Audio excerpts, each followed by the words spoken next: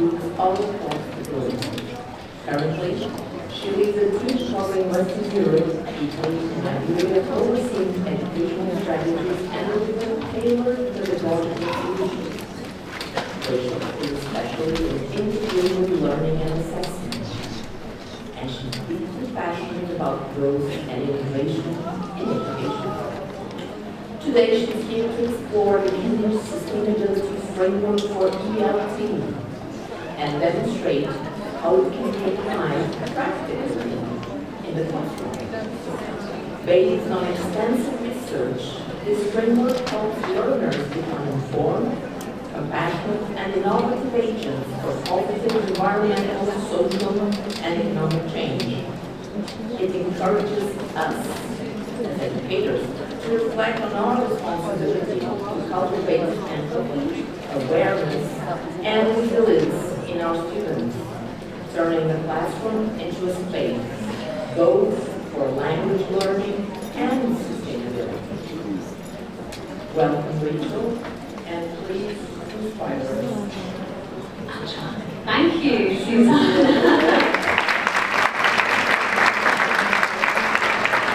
Thank you so much. How are you doing, guys? Fantastic. Good evening. Have you had some thoughts? Had some thoughts, right, outside? I hope that helps. Right? No, I don't know. I'll wait for half an hour if you have too much. Thank you for being with us. I know it's the last session of the day. I am going to do my best to make it nice and dynamic to keep you awake. And we've got a lovely surprise coming right after my session, right? So that's another incentive. I know some of you are here for the entertainment. But anyway, we'll get to that. So we are going to look at sustainability today. I would like you to hopefully go away inspired. That doesn't mean inspired by me, that means inspired by yourself, inspired by the framework. Hopefully I'm here to facilitate that. You could be inspired by the person next to you. I bet you don't usually have a lot of time to spend with your colleagues, with your workmates. Time is limited, right? So I'll make sure in the session today there's time as well for you to share some ideas, because there's lots of planning happening. It's either the thoughts or we're waiting for the air conditioning to kick in. Or both. Wow, that's a lot happening. Right, okay. It's hotter up here, trust me, with the lights. Okay, so in this last session of today, what we're going to look at is what sustainability is, what it really means. We'll think about what it looks like for you in your classroom. Quick show of hands. Give me a little wave. Primary teachers. You all gave me a wave then, that was so nice. Primary teachers, give me a wave. Primary teachers. Secondary. Adults. Anyone teaching the really little ones? Pre-primary? Anyone doing all of those age ranges? Anyone doing all of it? Excellent, well done, congratulations to you. Okay, that just gives me a good idea of the teachers I've got in the room. I know we've got public, we've got private. Any idea I share with you today, inevitably, you'll need to think about how can I adapt this, right? In our classes we've got lots of different students, different ages, different levels, interests, needs. How many have you got in your classes? 24 ever. Any higher than 24? 28? 36, did I hear? Any higher than 36?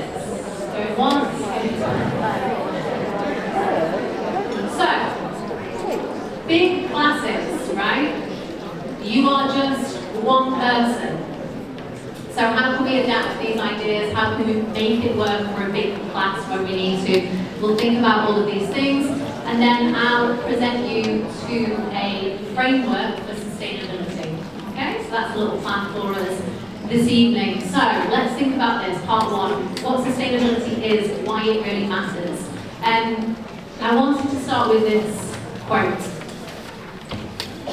So, have a little read.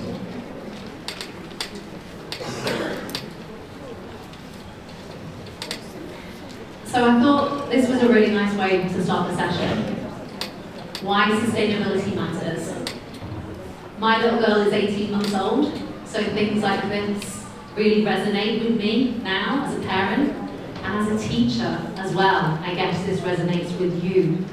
And at Cambridge, what we want to do is focus on sustainability as an initiative and embed it in everything that we do. Now, the ideas I'm going to show you today, you can use regardless of the coursebook you're using. But of course, everything we do at Cambridge means that it's all interwoven, it's all embedded in the materials that we create, okay? And so, over to you. First question today that I'm going to pose to you. And I'd like you to write just 2 or 3 words down in your notebooks if you can, because we're going to come back to this later on. So, for you, what comes to mind? What are the first things that come to mind when you hear the word sustainability? Think about one word. If you want to think of 2 or 3, that's fine. And in pairs or with the person next to you, if you're on your own and you prefer to do this alone, that's also fine. Think about why. Why is it that word? Why does it matter to you?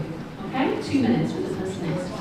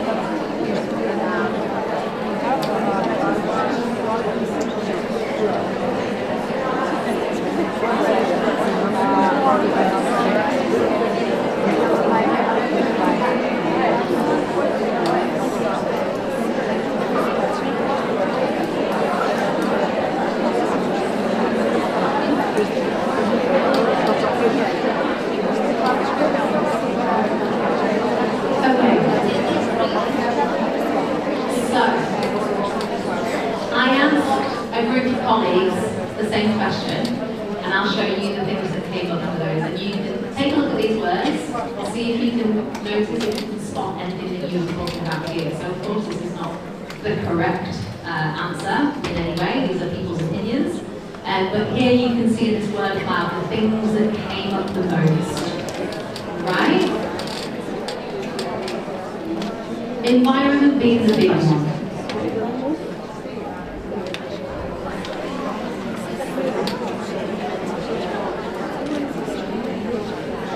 So many of you, I'm sure, you're thinking about, you may have discussed things like environment, climate, recycling. But take a look at the words there that maybe weren't, that didn't come immediately to mind when I said the word sustainability. Well-being, community. So it goes way beyond one area, okay? And it provides us with so many different possibilities for the classroom. And so, have a look there and see if you can see SDG. Does anyone know what SDG is? So a lot of the time these are government regulations as well, right? We're going to look at that in a second, and I'm going to tell you what Cambridge is doing. We're taking this from the very high level, and then we're going to bring it right down to the classroom and think about what matters to you and how to implement ideas into the classroom, okay?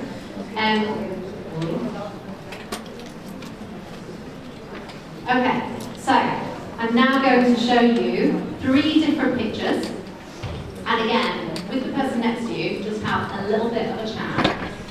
What you can see here, which one you would most associate with sustainability. So with the person next to you, talk about what you can see, what you think is happening, and how these pictures might be related to sustainability. Make sense? Yeah? 2 minutes with the person next to you.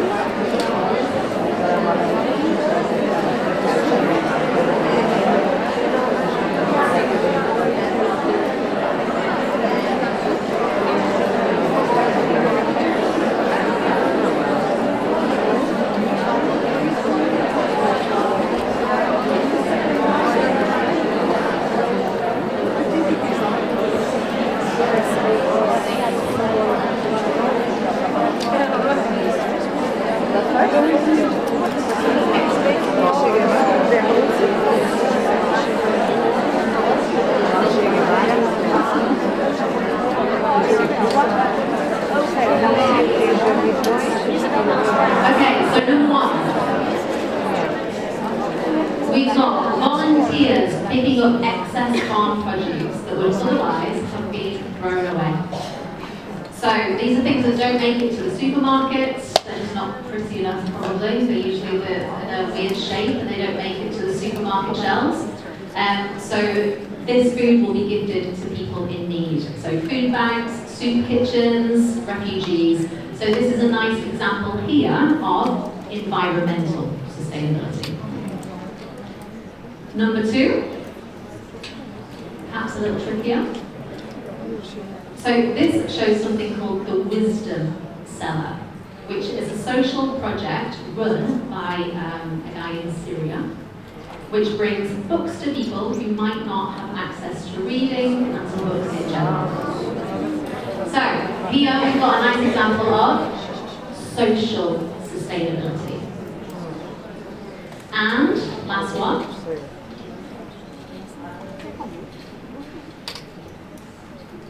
This one I actually saw in action at the shop in Madrid not that long ago. So this is called a Library of Things, and this is an initiative which allows people to borrow things like household items, drills, pressure washers, generic tools that they might need. So things that they might not have the money to purchase themselves, they can go along, they can borrow it for a while. So here, a nice example of economic sustainability. Okay? So, if we take a step back, environmental sustainability is all about protecting life and ecosystems. We've got social sustainability, which is about fairness and well-being. And we've got economic sustainability, which is about responsible systems. So, the key here is balance, and importantly, these things don't exist separately, they're all intertwined, okay? Here you can have a look at the next quote, which comes from Forum of the Future, and this highlights how it's all interconnected. Our actions in one area always affect what happens in another. And this is exactly why we have those global frameworks, that's why they exist. It's there to guide that shared action. And lots of you got this earlier when I asked if you recognise the SDG. This relates to, of course, the Sustainable Development Goals. And Cambridge aligns its work to those goals from the UN. And this gives us a shared language and a shared direction. So this is where it all starts, in the research. And this is what Cambridge is known for, generically, right? So we're known for assessments and we're known for research, really strong research. It means that our efforts are part of something much, much bigger. And that's what we want to make sure that we are part of as a single organisation. Here you can take a look at some of our very high-level commitments. So these started in 2025, they'll be reviewed in 2027. So if you take a little look, we've got separate commitments for education, people, environment, society. And Cambridge University Press and Assessment was a finalist in the IPG's World of Book Sustainability Award. I believe we were the only publisher in that category to be nominated.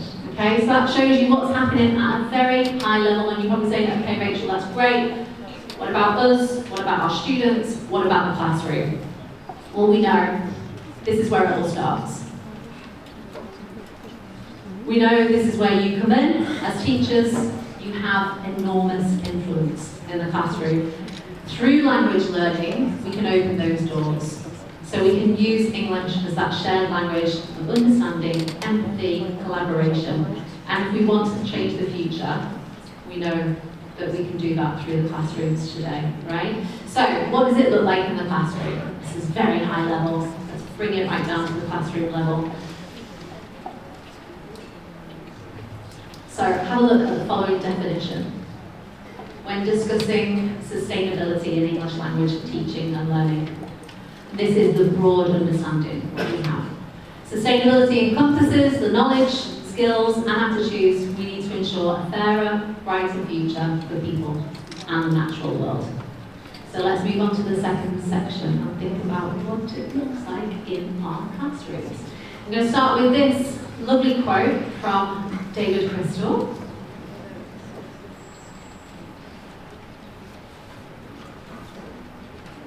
And this is what I mentioned earlier. English is the vehicle, right? This is the beauty, I always say this, the beauty of the English language classroom. Teaching any language opens up the possibilities of the things that we can talk about, the things that we can discuss, the things that we can choose as topics and themes. There is no right or wrong.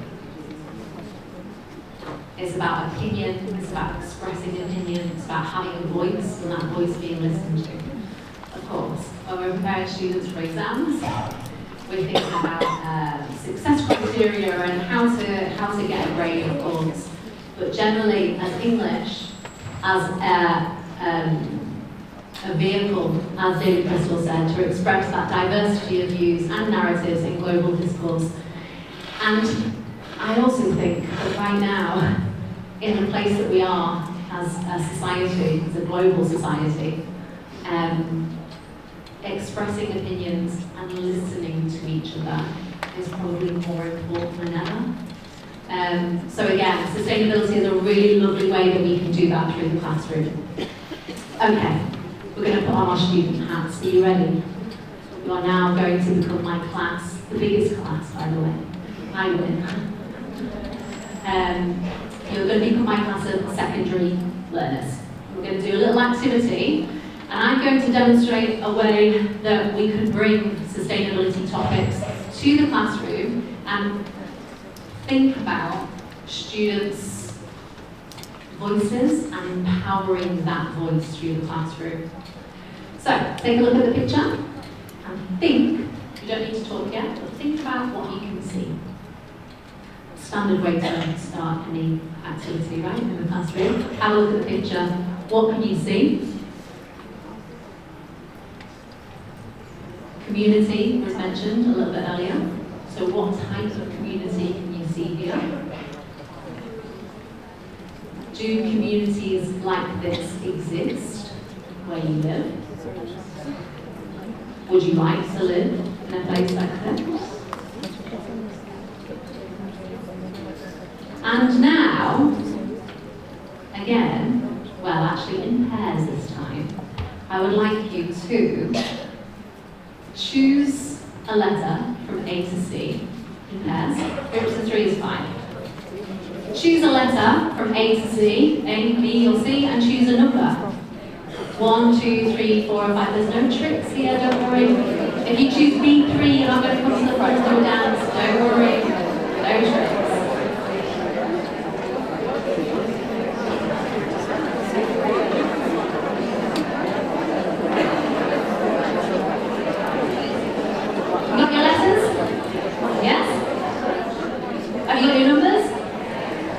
Fantastic. Okay.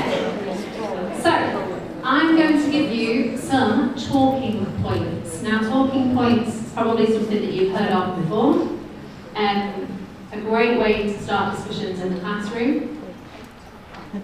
We know that if we choose talking points that are slightly more controversial, it creates more discourse. Okay? So I've given you here 3 different talking points, and this relates to the letter that you chose. So if you chose A, you're going to discuss this one. More housing should be built in rural areas to reduce overcrowding in towns and cities. B's, towns and cities should increase the number of pedestrian zones. And C, good transport links cost a lot of money and are not needed when everybody can just use the car. So they are your talking points that you're going to discuss. But what I have also included here are some ROC boxes. How many of you are using ROC? How many of you know what ROC is? And it's a tool that you're using in the classroom. We're not going to focus on it too much today, but essentially, literacy, developing reading and writing. At the same time, ROC, developing speaking and listening skills. So I've taken some examples of ROC boxes that are all about empowering student voice, encouraging our learners to talk and listen in a way that promotes learning. I could honestly stand here and then now talk about ROC for half an hour, but I have to hold myself back. Thinking about sustainability, but here are your ROC boxes. If you chose number 1, this is what I'd like you to think about as you're discussing your talking points. Number 2s, number 3s, 4s, and 5s. So you've got some nice little prompts there, okay, that I'd like you to use as you're discussing your talking points that we looked at earlier. Okay, I'm going to give you about 3 minutes for this activity.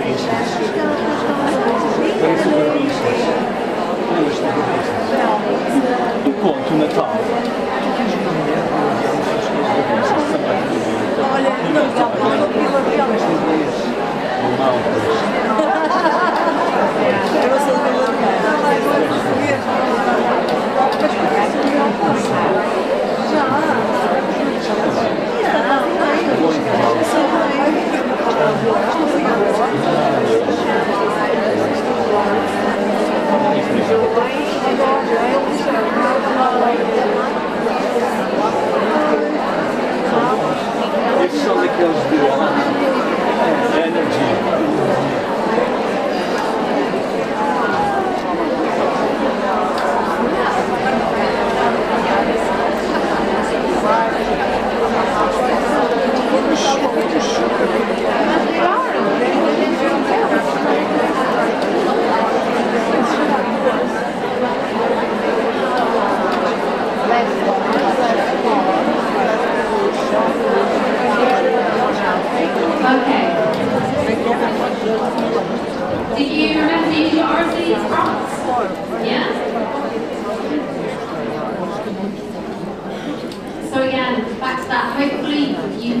tell the difference. It's a very short example, of course.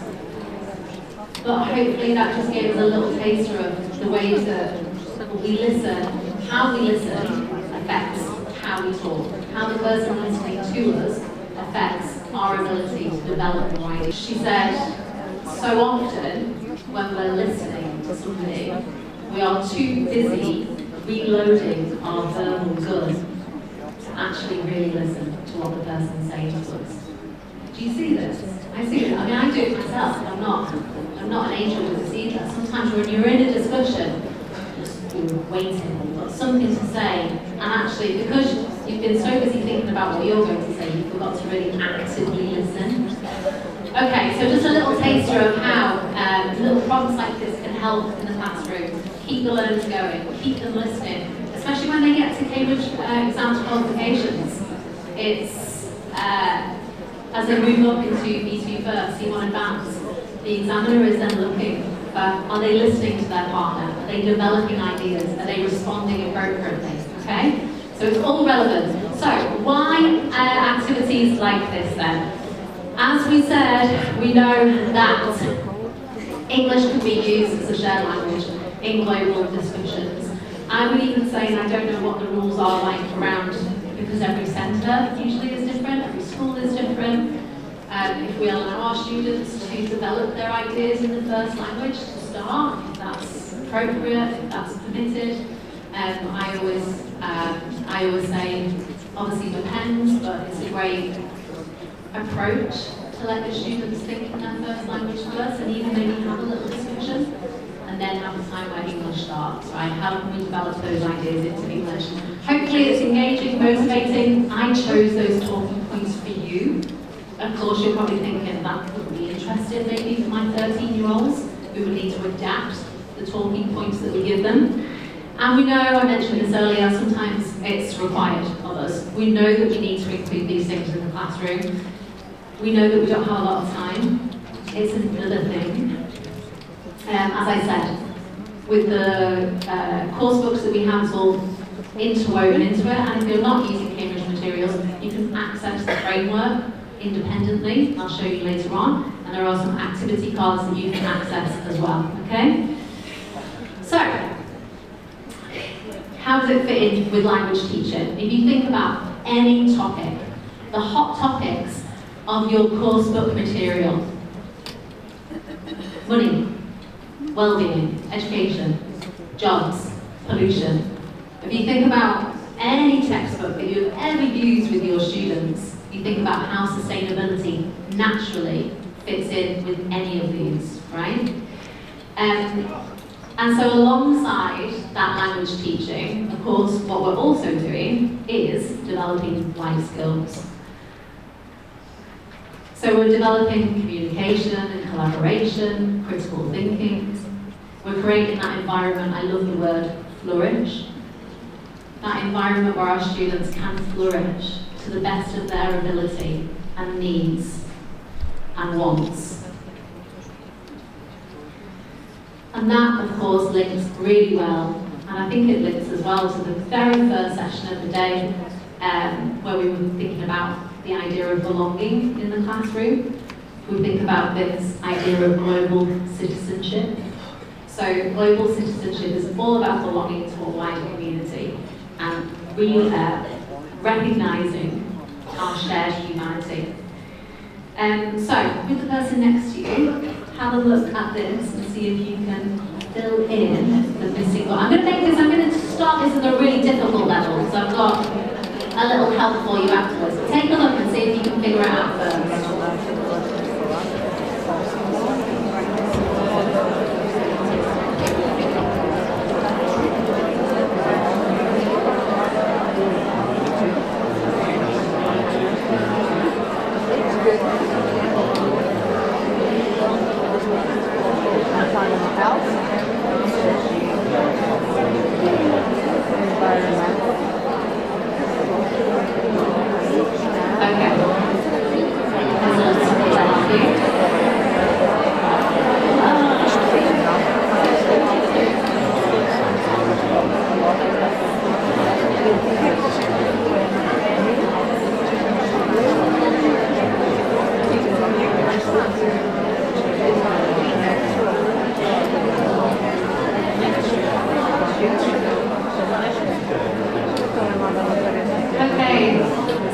Anna was talking about this morning, the idea of belonging.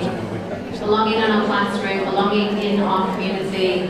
It's all about that, recognising it, acting upon it, and that is all of our individual rights as a member of the global community. It's about understanding and appreciating cultural diversity, advocating for social justice, all of these wonderful things, right? Some of the skills that we need to become these global citizens are the things that we can see here. Okay, and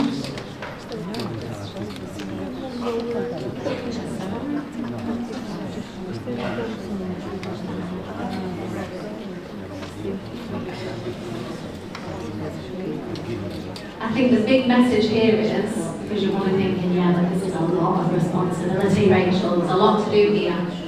But it can all start with one small action.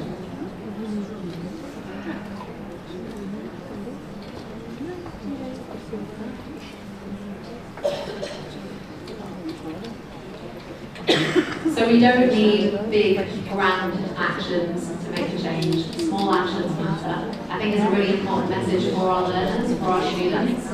And this is what we call agency, which is all about the ability to take action. So, agency.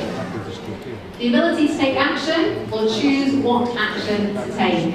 So from that quote, what we can start to think about the small things that we can use to make that impact. Transformation means understanding the agency, understanding the relationship between the agency and the outcome. So, three really nice sentence starters here. I can't, but I can. And if I do that, then I've got some examples to show you to start. So, I can't stop companies selling plastic bottles, but I can stop buying them. And if I do that, then maybe I can convince other people to do the same. So a really nice sentence starting activity, a really nice way to develop language. Okay, we can expand on that, we can take students' ideas, we can have them work in collaborative groups, extend, encourage them to add to those sentences. So if I think about the Sustainable Development Goals, for example, quality education, I've come up with another example. So I can't build schools in every community, but I can donate books and supplies. And if I do that, then there's a chance that somebody else will be able to learn from that, right? So, with the person next to you, I'd like you to choose one of the Sustainable Development Goals and come up with 3 sentences for this activity. I can't, I can, and if I do that, what will happen, okay? So choose one of the SDGs with the person next to you, 3 very short sentences. You can talk about this, you don't have to write it down, okay?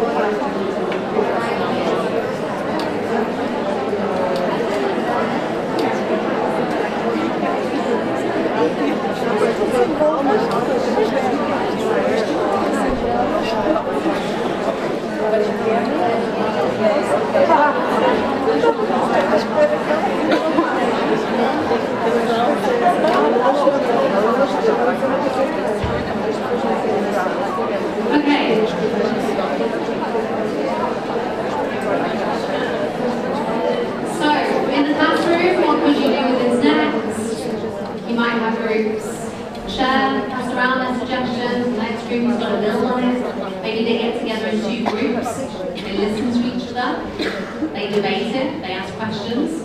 The oracy prompts, remember? How did you get to that? Why do you think that? In what way? Okay? So you could use this could be a 2-minute activity, you can develop this into a whole lesson's worth of content here, okay? Because the language that can come out of this can be really, really rich. The most important thing is that your students are thinking about what they can do, what's possible for them. You're not asking them to make promises, but they're thinking about what's within their realm of possibility, right? So here's some suggestions that we came up with. The second one.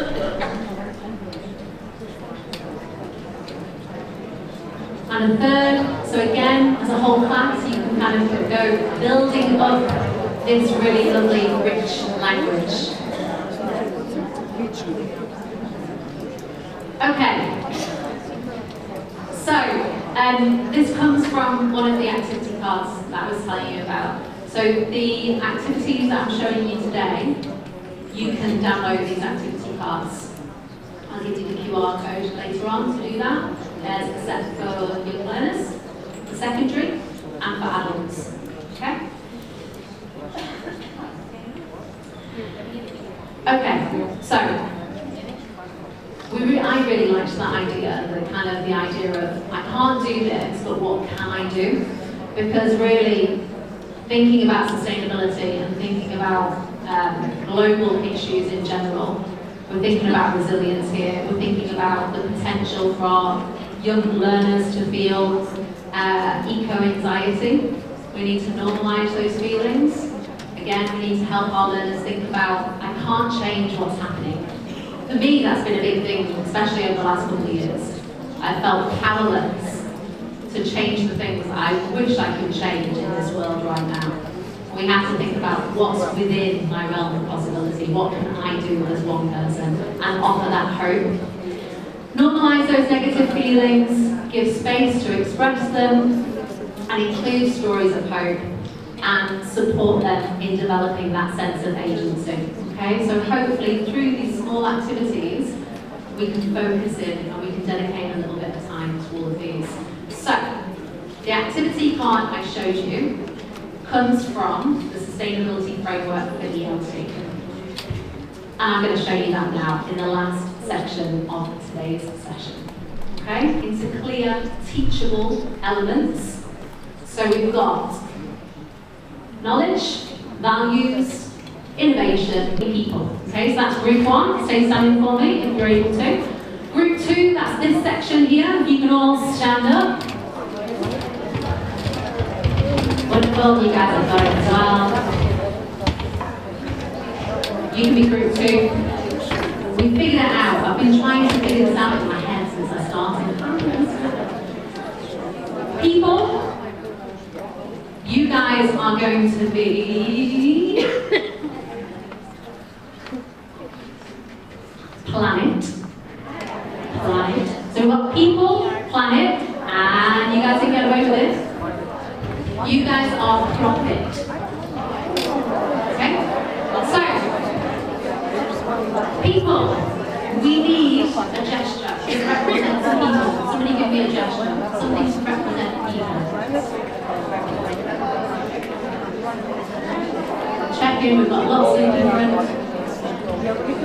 I like this. I'm going to go for this. So this is your gesture. You watching? Okay. So you're going to say people and at the same time do the gesture. Yeah? You ready? 1, 2, 3. People. Oh, come on. A little bit louder. Ready? 1, 2, 3. People. Nice. People. You guys are? I think I know what you're going to do. Yeah. Let's go for this one. I like this one. Okay, you ready? So you need to add planet to it. 1, 2, 3. Planet! Woo! They are the biggest group. Okay, and you guys are prophets. Any ideas? Double hands. Ready? 1, 2, 3. Right, are you ready? Okay, if I point to your group, you're going to shout the words with your action. Ready? I'm like the conductor now. Are we ready? People! Planet! Profit! Profit! People! Planet!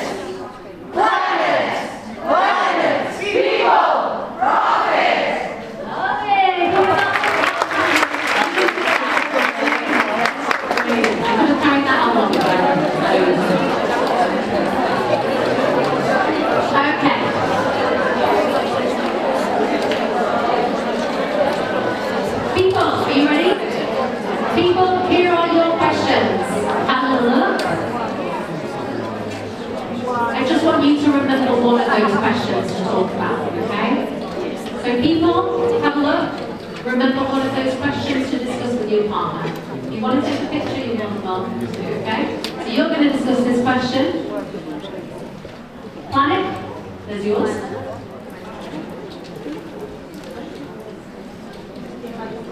And profit. You ready?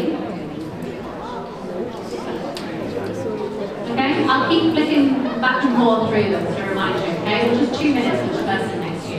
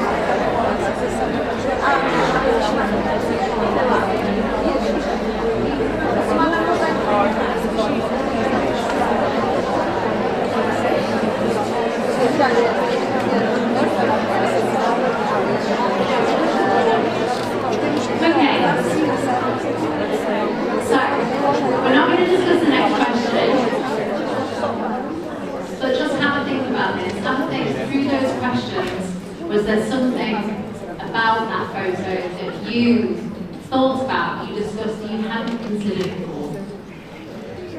Let's think about the classroom. Imagine I split my class into 3 groups. What would I do next? Have to get together, right? The people plan it properly in small groups, for example. Share ideas. This was what we discussed. What do you think? Turn it into a debate. You can have the students working in different areas and come up with a speech. So lots of different possibilities there, right? But by focusing in on 3 key areas and giving them some questions to start, we can also add some oracy prompts there. A really nice way to hopefully to have them think about something different they maybe haven't considered before. And this comes from an idea again from the activity pack. So again, this can be 2-minute, 5-minute activity, 2 minutes of illustration, Rachel. A 5-minute, 10-minute activity in the class where you can develop a whole lesson. It's completely up to you. You can use this with the coursework that you're using, from the picture that's there, of course, with Cambridge materials. With Cambridge materials, it's all integrated in, it's all done for us, which is the beauty of it, okay? But as I said, these activity cards, you can come up, you can find a picture that you think will be stimulating for your learners. Okay. Okay, so what we were practicing here, understanding sustainability. So the nice thing is then, we know as a teacher the skills that we were practicing, and we can share this information with our students as well. What were we doing? Why were we doing that activity? What did it relate to? Okay, final one. We're going to focus in on values. One final activity. And I like this one because thinking about values, it's a word that came up in the word cloud at the beginning, empathy. And I think when we think about sustainability, I certainly didn't think about empathy. It's not the first thing that comes to my mind when I think about sustainability. But again, in the world we live in, I would say this is a super important skill that we need to give our students that environment to be able to develop in. So here we've got a short text. This is from Shining Lights. So why animals laugh and make friends. We've got a lovely little picture, some chimpanzees. And I saw this and I was thinking, how could I develop this into more ideas focus on empathy, building empathy for our students. So let's take it one step further. And anyone with dogs? You ever thought about what your dog would say? We just ran a speaking competition in Spain for primary learners about this.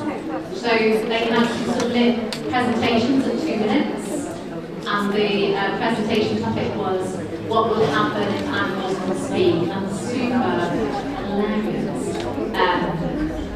entries. One little boy talking about what mosquitoes would say as they're buzzing around your ear. Really funny, really unique, really different. So what would our animals say if they could speak? What would plants say if they could speak? I'm going to introduce you to 3 different animal friends here. Okay, so we've got Thea the giraffe and Wilma the ostrich. They became great, these are real by the way, I haven't made these up, these are real stories. Thea and Wilma have become great friends during their time together at Busch Gardens in the US. The two share a 65-acre enclosure, so they're not forced to spend time together, they do so completely willingly. So that's Thea and Wilma.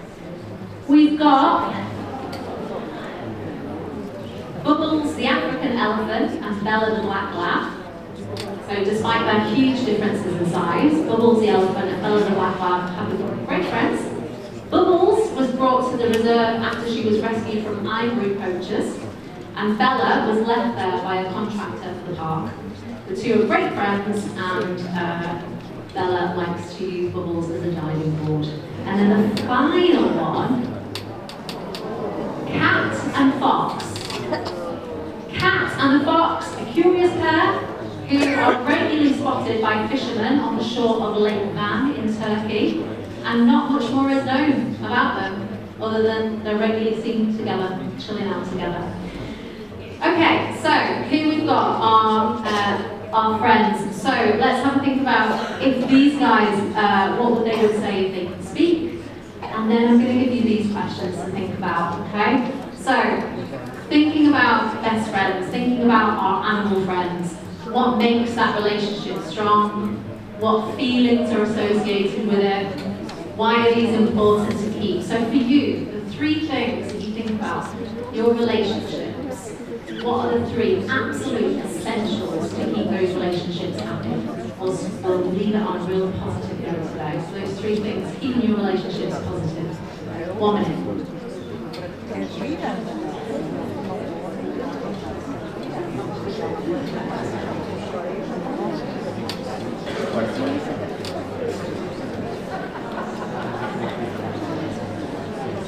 Shout out some ideas to me.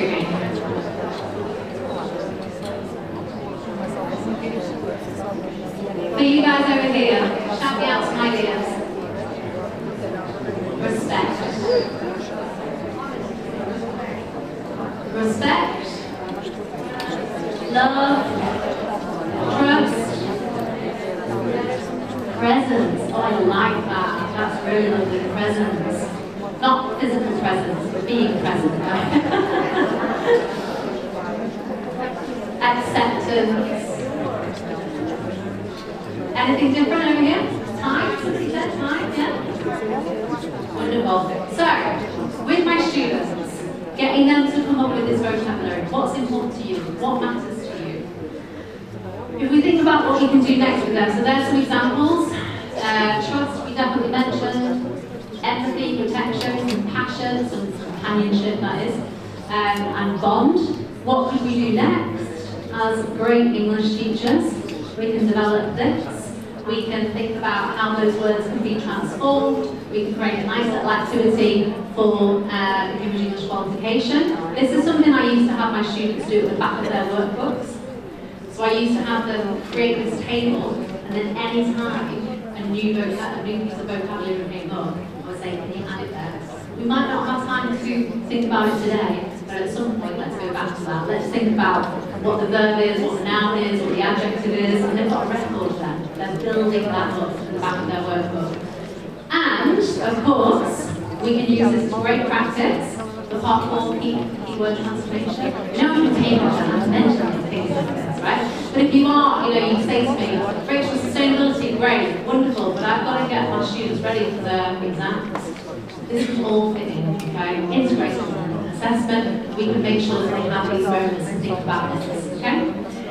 So, what did we practice there?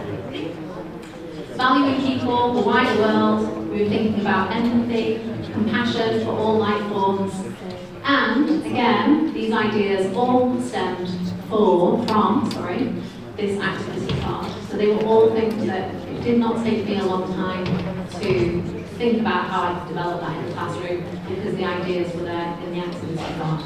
Okay? So as I mentioned, you can download these. You've got a set for young learners, a set for teenagers, and another one for adults.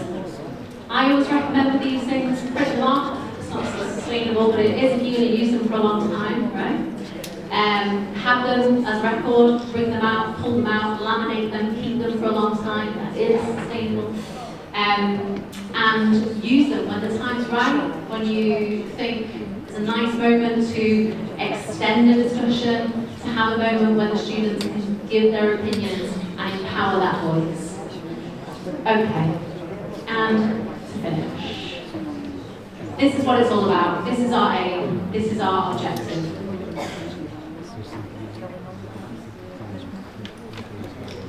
Informed, compassionate, innovative agents. And I really like that word, agents. Our students are in the classroom with us now. And I was talking about this with a colleague actually just this morning.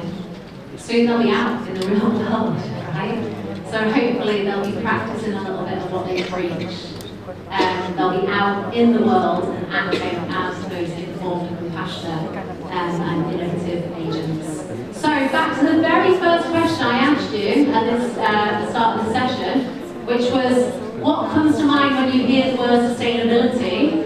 If you go back to your notebooks, have a little look at what you wrote, and now I'd just like you very quickly, just in 10 seconds, just you don't have to talk about this, but just add a little bit of ideas. So something now you think, well actually now, I've considered this. Now when I think about sustainability, I like to focus on this with my students. So just add another couple of ideas.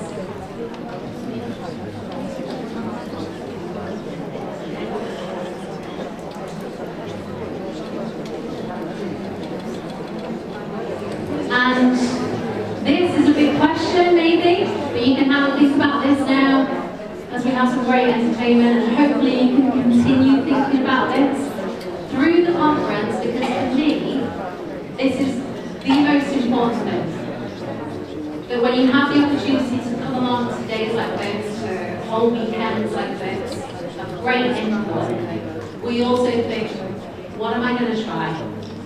What's one idea that next week, I want to give it a go with my students. I'm going to see if it works. If it doesn't, I'm going to adapt it. But I'm going to try something new. So it's about taking all of this input and then actually putting it into action, right? And making ourselves accountable for that. If you don't do it now, that's fine. But in your notebooks, keep thinking about this as well. Tomorrow, the sessions that you're going to attend tomorrow and on Sunday, keep thinking about this. As I promised, here is a QR code for the framework. And from this, you'll be able to download the activity cards as well. If you're interested in knowing more about our materials, please go and speak to my lovely colleagues who are here. I'm going to give you their contacts at the end. They are over at the Cambridge stand. Frank, Joelle, and Antonia are here. We'll be here all weekend. We're very happy to chat with you. We've also got a white paper that you can have a look if you're interested more or as well in the research behind all of this at Cambridge. We've got a white paper that you can check out. And that will explain all of the terminology as well. And the things that I mentioned today in terms of the high level, right down to the classroom where it's in action. So, sustainability. It's not just about the environment, right? We're recognising environmental, social and economic dimensions, and all of that is interconnected. As I mentioned, my lovely colleagues who are here in the room with us, and they'll be very happy to discuss any of this with you, pass pass you the link if you didn't catch it then, or if you took a QR code of it and then it gets lost on your mobile, don't worry. Go over, speak to Frank, speak to Joao, Antonia, and they will pass you the links that you need as well by email, okay? And so, look at that, 56, 1 minute over. Not too bad, right? Thank you so much, everybody.